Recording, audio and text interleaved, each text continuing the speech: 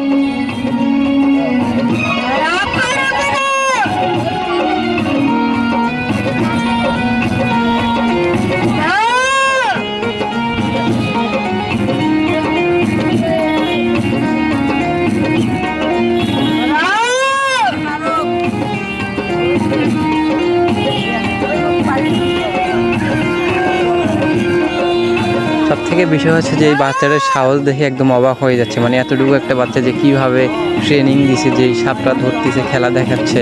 তো আপনারা দেখতেই পাচ্ছেন যে আমার খুব চমৎকার বিষয় হলো যে এতটুকু একটা বাচ্চা দিয়ে